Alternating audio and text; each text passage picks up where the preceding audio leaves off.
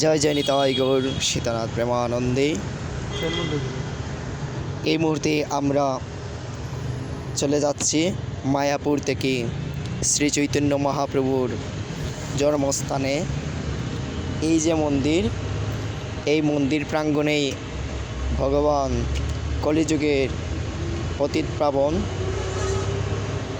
শ্রী গৌরাঙ্গ মহাপ্রভুর জন্ম হয়েছিল। উনি 1486 সালের জন্মগ্রহণ করেন। প্রায় আজ থেকে 540 বৎসর পূর্বে পশ্চিমবঙ্গের নদিয়া জেলায় নবদ্বীপ গ্রামে শ্রী চৈতন্য মহাপ্রভু ফাল্গুন মাসের পূর্ণিমা তিথিতে সন্ধ্যাবেলায় জন্মগ্রহণ করেন। পিতামাতা আপনারা সবাই জানেন যে জগন্নাথ মিশ্র এবং মাতা হচ্ছেন সচী দেবী।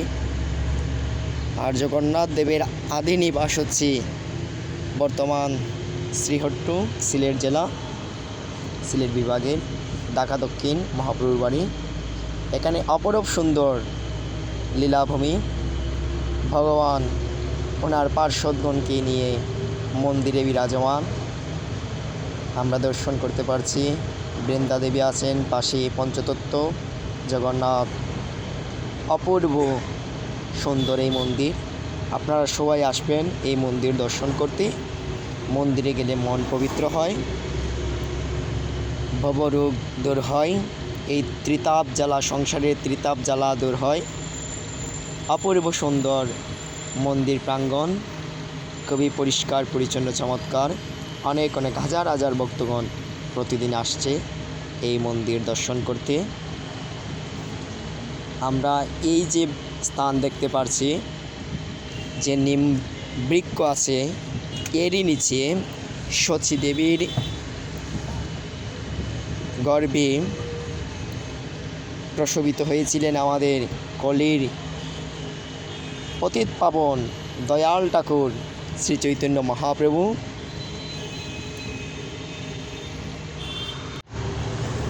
এই নিম গাছে রাখা হয়েছিল, ভূমিষ্ঠ হওয়ার পর তাকে নিম গাছের নিচে রাখা হয়েছিল, তাই ওনাকে ডাকা হয় নিমাই বলে। আর অলৌকিকভাবে রূপে কথিত আছে যে নবজাতকের গায়ের রং ছিল অতি উজ্জ্বল, তপ্ত কাঞ্চন, কাটি সোনার মতো। এই অতি প্রাকৃতিক এ গৌরবর্ণ থাকার কারণে তিনি ওনাকে গৌরাঙ্গ মহাপ্রভু বলে ভূষিত করা হয়েছে। এই মন্দিরে আমরা দেখতে পাচ্ছি জগন্নাথ মিশ্র এবং সচী দেবী।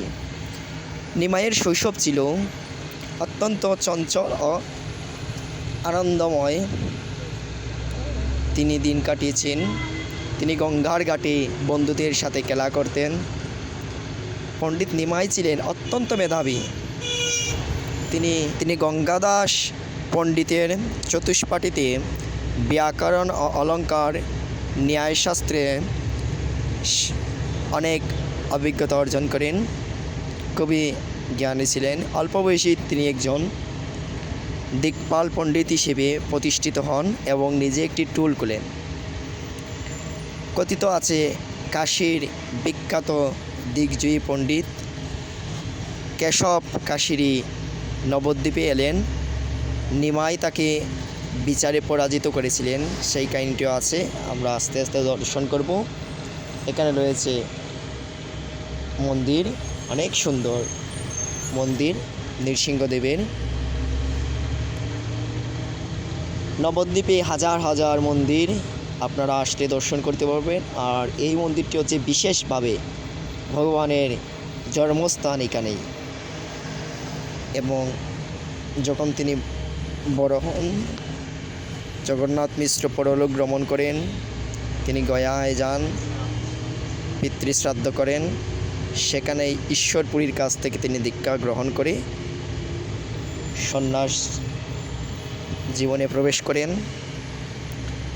আসলে নবদ্বীপে ভগবানের এই লীলাবিলাস বলতে গেলে অনেক কিছু। তিনি চাঁদগাছিকে ওনার দীক্ষায় দীক্ষিত করেন।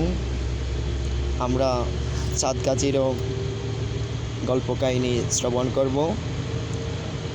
নিমাই, আমরা ওই নিমের তলের তাই করে নিমাই। এই সেই নিম বৃক্ষ, অতীব সুন্দর প্রাকৃতিক মনোরম দৃশ্যের মধ্যে এখনই সেই 500 বৎসর পুরাতন নিম বৃক্ষ রয়েছে। এখানে শ্রী শ্রী ঠাকুরের স্মৃতি মন্দির রয়েছে। অপূর্ব অপূর্ব লীলাভূমি, বৃন্দায় তুলসীদের ভয় প্রিয় কেশবশ্য বিষ্ণু ভক্তি প্রতিদেবী সত্যুত্তায় নমঃ। পুষ্পবৃক্ষ রয়েছে মন্দির প্রাঙ্গণে, চমৎকার মন্দির। আসলে মন্দিরে গেলে আপনাদের মন ভগবানের চরণে আত্মসমর্পণ করিতে মন নির্মল হয়ে যায়, জীবনে আসল শান্তি ফিরে আসে। আপনারা সবাই চেষ্টা করবেন মন্দিরে ভগবানের বিগ্রহের সামনে বসতে।